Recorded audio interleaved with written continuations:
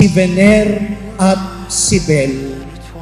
Sa totoo lang, wala namang coincidence. Dahil ang totoo niyan, lahat ng yayari sa tamang oras at panahon na niloloob ng Diyos.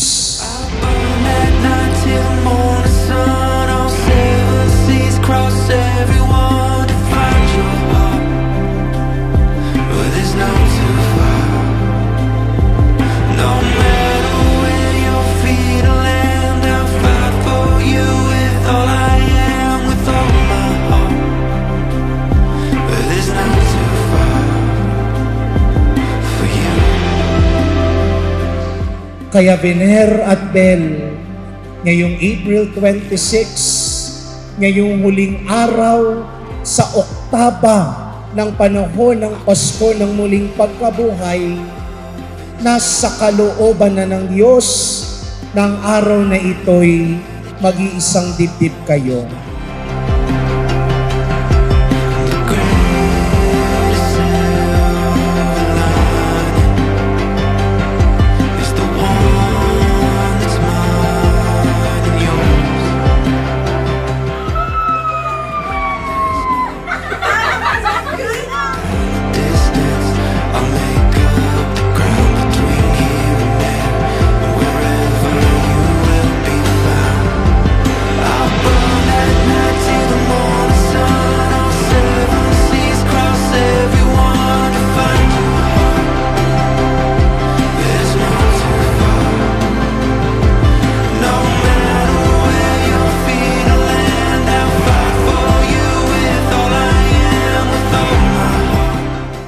Belinda, sumasang-ayon ka ba na maging asawa si Vivencio na naririto ngayon, alinsunod sa batas at mga alintuntunin ng ating banal na simbahan?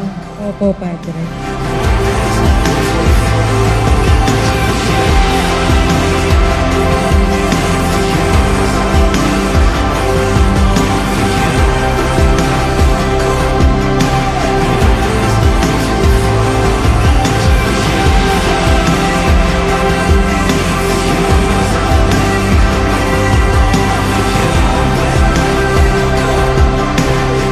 Vivencio, sumasang-ayon ka ba na maging may bahay si Belinda na naririto ngayon, alinsunod sa batas at mga alintuntunin ng ating banal na simbahan? Opo, Padre.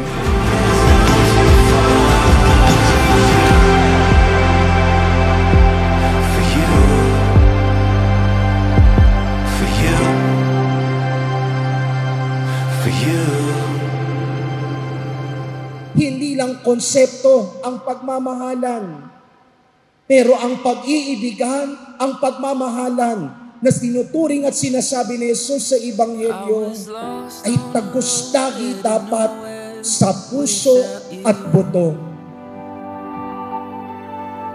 Didn't know all that my heart was missing without you. Ginawa mo? Mama, kala ko galing sa loob ng bus, nagdo ka nag-short eh. Fog started drifting away. Tatay, today officially begins our lifetime. It's been 9 years since we first had that simple customer-client connection. Di pa natin alam back then na it was God planting the seed for something beautiful. I believe in love again. Ito, tatapo. Tapo na to sa'yo. Tapo na to doon. Ayan. Oh my God! Thank you! Sabi ka! Oh my God! You with you. Since you crashed in my world and arrested all I knew. 7 years ago, na-meet kita in a most unexpected way. Gusto ko lang sana magpagawa ng Bokong Santo. Pero ang ending, ikaw pala yung biyayang ipadadala sa akin ni Lord. Since then, you've shown me what real love looks like. Pagmahal ka, maalalahanin, hardworking, and most of all, may takot sa Diyos.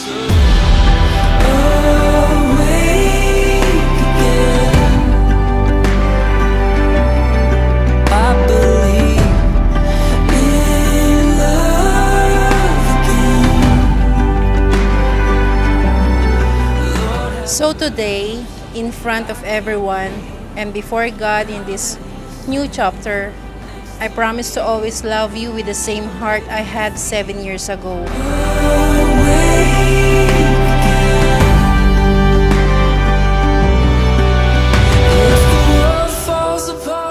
Nanay, alam mo bang sobrang nakaka-inlove ka everyday?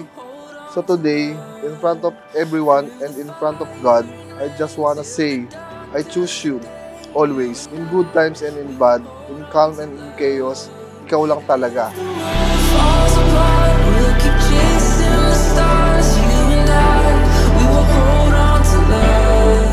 When Jesus died on the cross, that is the ultimate expression of the Father's love to humanity and Jesus' love to the Father.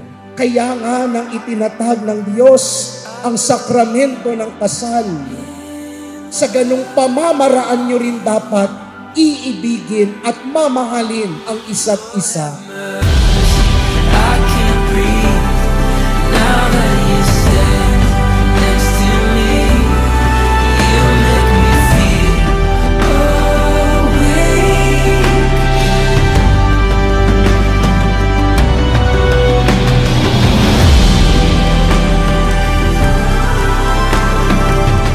Ngayon, mas lalo akong na-excite sa buhay dahil alam ko kasama na kita sa bawat umagang paggising ko at bawat gabing pagtulog ko.